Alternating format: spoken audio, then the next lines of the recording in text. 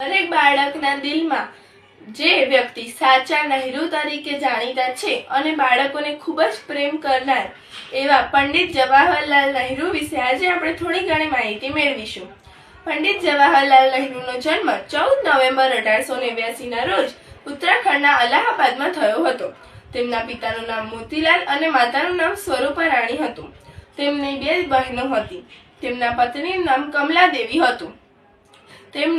તેમણે ઉચ્ચ અભ્યાસ પોતાનો ઇંગ્લેન્ડમાં કર્યો હતો. તેમના પિતા તે સમયના ખૂબ જ જાણીતા અને પ્રખ્યાત વકીલ હતા.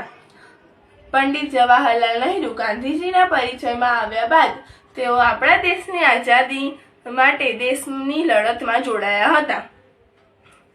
પિતાની અઢળક સંપત્તિ તેમણે દેશ સેવામાં અર્પણ કરી હતી.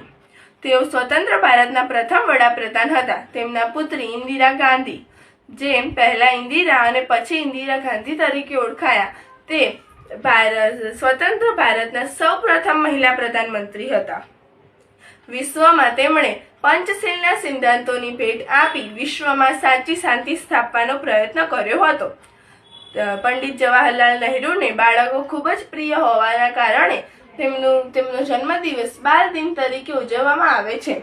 તેમના નામ પરથી એક સ્પર્ધાત્મક પરીક્ષાની શરૂઆત પણ થઈ છે, જેનું નામ છે જવાહર નવોદય વિદ્યાલય પરીક્ષા. પંડિત જવાહરલાલ નહેરુએ આરામ હરામ એનું સૂત્ર આપ્યું હતું. 27 મે 1964 ના રોજ તેમનું અવસાન થયું હતું. Thank you listening for my speech.